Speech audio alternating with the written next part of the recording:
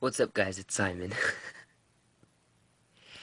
I promise you this is the last video. I finally caught up to the YouTube Pagan Challenge, and I kind of thought I was gonna go through these a little faster than I did. Um, but today is well, technically it's day 4, but we're gonna pretend it's still day 3 of Yulemas. And on today, I want to talk to you about earthing, and that's basically going to be talking about centering and grounding. I'm going to link a video in the description box below to Charming Pixie Flora, because I'm pretty sure that I still saw a video available to watch that has her talking about the same topic. So, I'm going to talk to you about some crystals, and I don't have any stones over here with me. Hold on, I'll be right back. Okay, got some. So, I think I'm going to start with... I'm going to start with the stones, because those are the cheapest method to, Actually, no. I'm going to start with techniques. So, one of the ways that you can ground yourself is I like to, I'm going to have one hand, but I use both hands, and I swoop up and come down, and I put both hands palm to palm to my chest, and I'll say,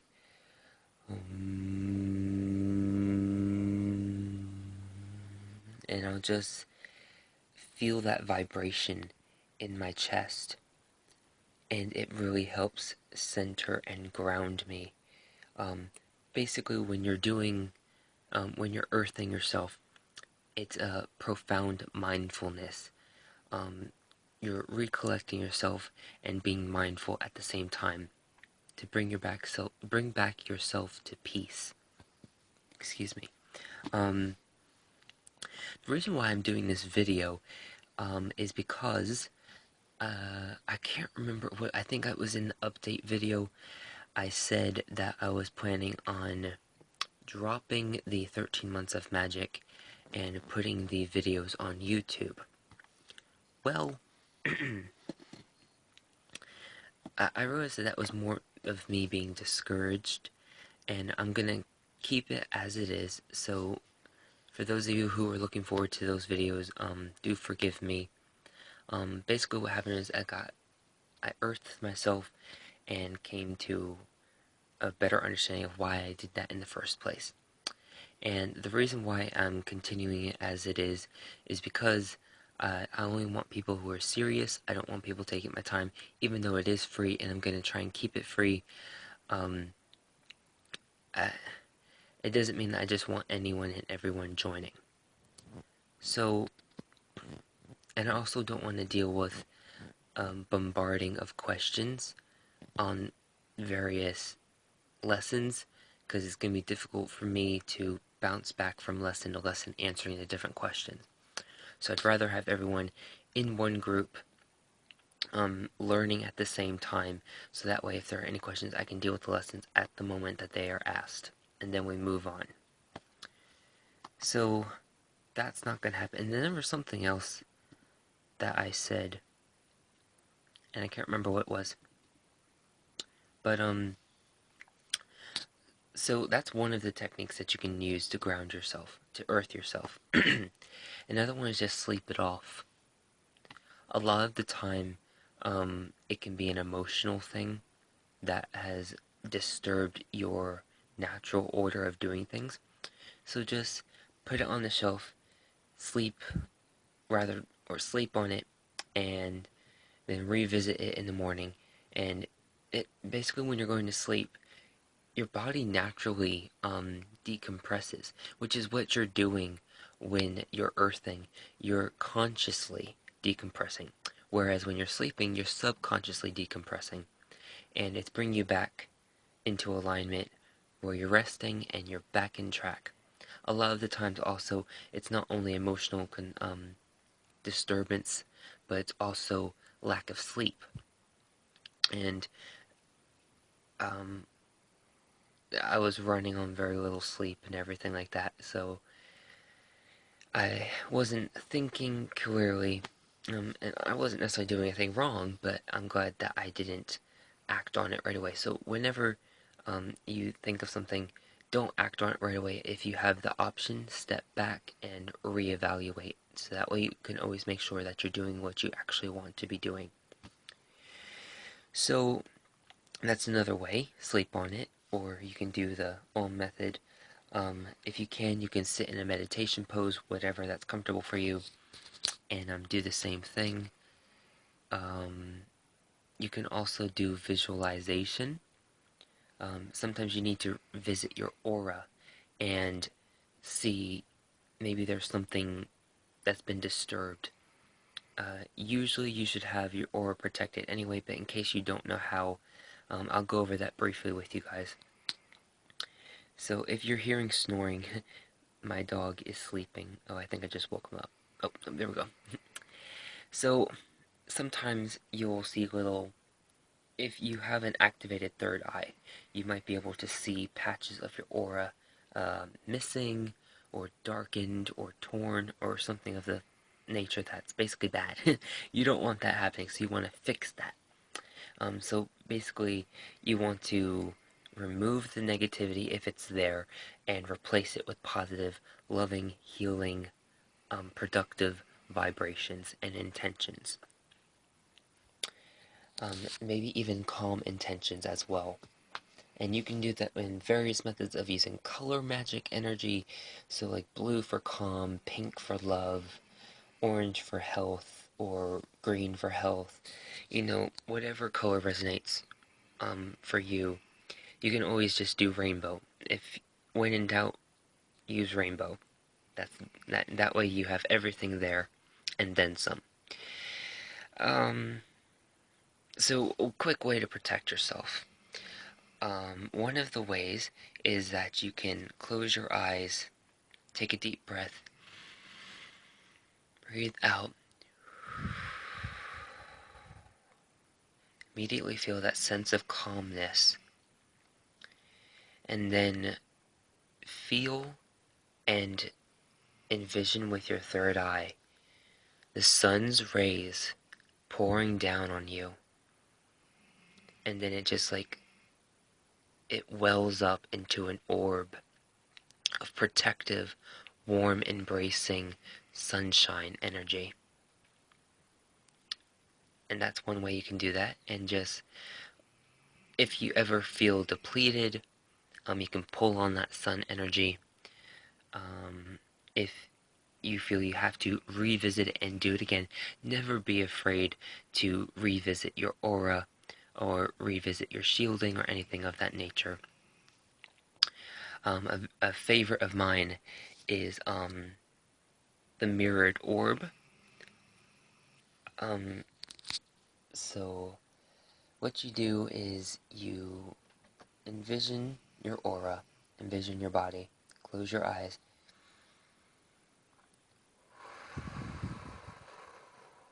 decompress, and envision mirror tiles coming up and around you into an orb globe shape, basically like a disco ball, and have it double-sided, have it mirrored on the inside and mirrored on the outside. And on the outside, put protective energy and also energy that dispels any negativity coming to you, so that way you're protected. And on the inside, well it up with youthful, vibrant, loving, happy, prosperous, protective energy. And that's a good way to keep yourself fully energized and also protected. Another favorite is this. I like to call it the sweeper of light. And a friend of mine actually taught me this one. And what you want to do is you take on the sunshine ray again. So you sun pouring down on you. And then you envision orbs of white light cascading down from the sun and spiraling around you. And they go all the way down, and they go all the way up. And then they go back up to the sun, and they've taken away whatever negativity has attached on you. So those are some protective shielding techniques. So I'm going to go on to the second cheapest earthing technique, which is using stones. So basically, what you want to do, any stone will work because it's connected to the earth. That's basically what you're doing, is you're connecting to the earth. Another technique I'll teach you, because it's very easy and common, is the tree of life. Basically what you do is you become the tree. A good way to do it is raise your hands and let them be the branches. You can move them if you want, have them sway in the wind. Your body becomes the trunk, and your feet become the roots that you can see on the grass, and then they bury down deep into the glorious fertile soil. And you just get recharged with that earth energy, and you become stabilized. So that's another way that you can earth yourself. So back to the stones. I personally like to use brown stones if I'm using a stone for earthing techniques. So I got various ones here to show you. And I'll just show you some of them as I'm talking. So what you do, I really love this one. You can get a smooth one, so that way it feels nice in your hands, and you can either dedicate these, or use them as is. And what I mean by that is, like, you pick it up and immediately use it. The good thing about earthing is that you don't necessarily have to dedicate something for that purpose, especially if you're using a stone, because it came from the earth already, so you're already connecting with the earth. So hold on to that and just feel its energy, feel the stability of it, feel the hardness of it. Know that it came from the earth, and connect with that, and be mindful, and don't let anything disturb you. If you hear a sound, let it wash away, let it float away. If you have a thought, let it float away, and then just really just try and keep your intention and focus on this rock. You can also use different shapes, different sizes, different textures, different colors, multicolors. This one's black and brown. There are tons of, this one has some green in it. I don't know if you can see it, but different shapes. This one is kind of arrow shaped, so you can use this as in directing any negativity out of your body into the stone and shooting it down to the earth. So you could run this over your aura, or touch it on your body if you wish, and run it down. It smells good. It smells very earthy. And have it absorb all that negativity and shoot it down to the earth. With the black one, you can put the black side on your body or towards your aura, and the black will absorb all the negativity. And brown could be for stability. So while you're getting stabilized by holding the brown part, the black part's absorbing all that negativity, and then you can sit it in a pot of soil, or upon the earth, or under a tree, and it gets neutralized again. So here's some more. Again, any color will work.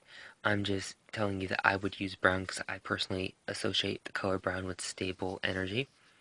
You can use big ones as well. I actually use this one every morning and every night. I come back to it, I hold it, I sit. Well, I can't show you, but I sit Indian style, and I hold it in my lap like that, and with both hands, and I close my eyes and I have some nice peaceful music playing, and I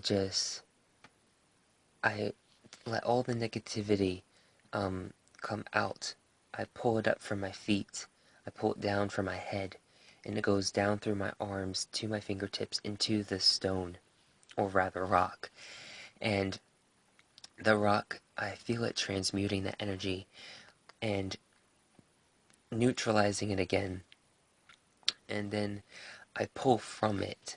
It's been transmuted, and I pull from it, and it becomes revitalizing energy, and it refreshes me.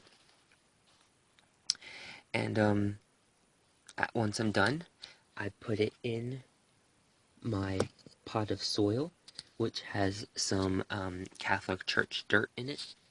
If you can see the discoloration, if you could see it, the light colored dirt was the Catholic Church dirt, and the dark dirt was pot of soil, potting soil. And then it keeps it charged with earth energy, and it keeps it cleansed of anything toxic. So the next cheapest method is collecting something else of the earth. I like to use black walnut. I feel that's very grounding. It's also representative of the brain, so of the mind. So being mindful, you can hold that, feel its texture, its strength, its power. Um, it's amazing feeling that roughness. Um, really, you can, don't rub too gently, but you could use it and rub it and just get that agitation out and rub it into the roughness and then it just, you can rub it on you and have it scrub the darkness or the ill tensions off of you, and it feels really good. And it could even be like a gentle exfoliator. Be very gentle with it, of course. If you get broken pieces, this is going to be the third cheapest method. You can put them in your mortar and pestle and break them up, and you can put it in a bottle and make an earthing oil. Black walnuts is one of the ingredients that I used in mine. I'm not going to tell you all of it because I'm considering selling it, bottling it, and selling it. But you can also grind up the shell and make a powder, and you can use it.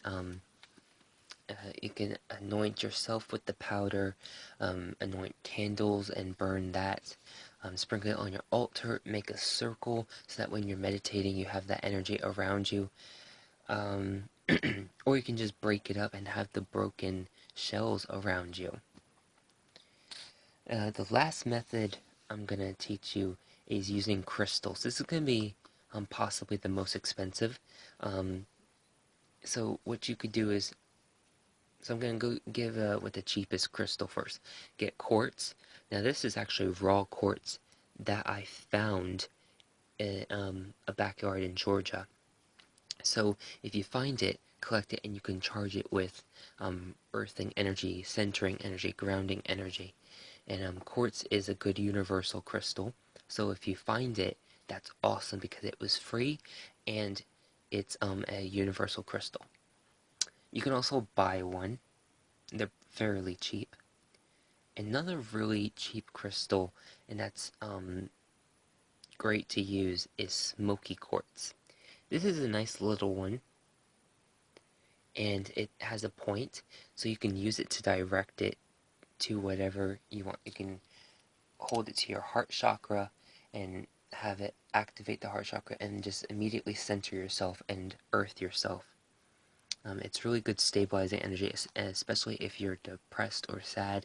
It absorbs that and helps you stabilize yourself again.